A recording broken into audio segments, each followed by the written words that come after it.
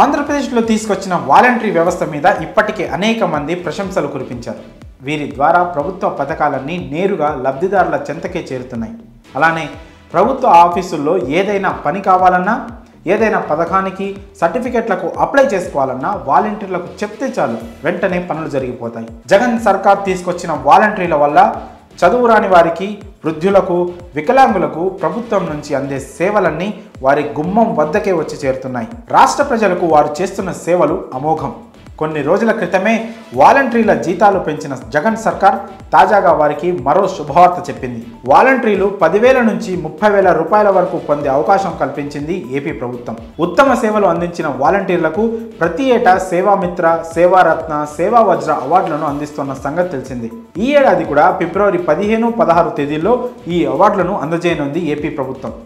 ప్రతి నియోజకవర్గం, మండలం నుంచి 5 వాలంటీర్లకు సేవా వజ్ర కింద 30,000 ఇవ్వనున్నారు. మున్సిపాలిటీ పరిధిలో 10 మంది వాలంటీర్లను ఎంపిక చేసి వారికి సేవారత్న కింద 20,000 ఇస్తారు. అలానే సేవా మిత్ర కింద 10,000 రూపాయలు అందజేయనున్నారు. వాలంటీర్ల హాజరు, పింఛన్ల పంపిణీ, ఇతర సర్వేల ఆధారంగా వీరిని ఎంపిక చేస్తారు. ఇదిలా ఉంటే ఏపీ ప్రభుత్వం జనవరి నుంచి పింఛన్లను పెంచనుంది. అర్హులైన వారందరికీ 3,000 సామాజిక పింఛన్ చెల్లించనున్నారు సీఎం జగన్.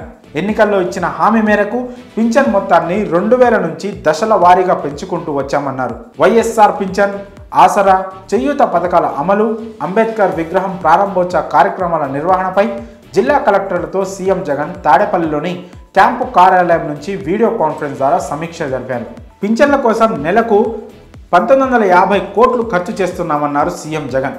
ప్రజాప్రతినిధులందరూ పింఛన్ కానుక కార్యక్రమంలో భాగస్వాములు కావాలన్నారు.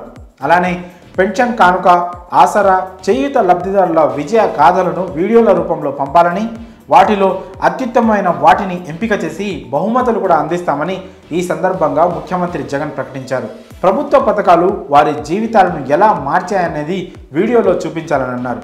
ఉత్తమమైన వాటికి సచివాలయాల స్థాయిలో 10,000, మండల స్థాయిలో 15,000, నియోజకవర్గ స్థాయిలో 20,000, జిల్లా స్థాయిలో 25,000 బహుమతిగా ఇస్తామని తెలిపారు. అలానే పొదుపు సంఘాల మహిళలను ఆర్థికంగా ఆదుకోనేలా జనవరి 23 నుంచి 31 వరకు వైఎస్ఆర్ ఆసరా కార్యక్రమం, ఎస్టీ, ఎస్సీ, బీసీ మైనార్టీలను ఆదుకునేందుకు తీసుకొచ్చిన చేయూత పథకాన్ని ఫిబ్రవరి 5 నుంచి 14 వరకు నిర్వహిస్తామని తెలిపారు. దీనివల్ల సుమారు 26.39 లక్షల మందికి లబ్ధి చేకూరుతుందని అన్నారు. జనవరి 19న విజయవాడలో అంబేద్కర్ విగ్రహాన్ని ఆవిష్కరించనున్నారు. 19 ఎకరాల్లో 125 అడుగుల విగ్రహాన్ని నిర్మించడానికి తమ ప్రభుత్వం 404 కోట్లు ఖర్చు చేసేందని తెలిపారు. ప్రతి గ్రామ, వార్డు సచివాలయం నుంచి 5 విగ్రహావిష్కరణ కార్యక్రమానికి ఆహ్వానించాలని అధికారులకు సూచించారు.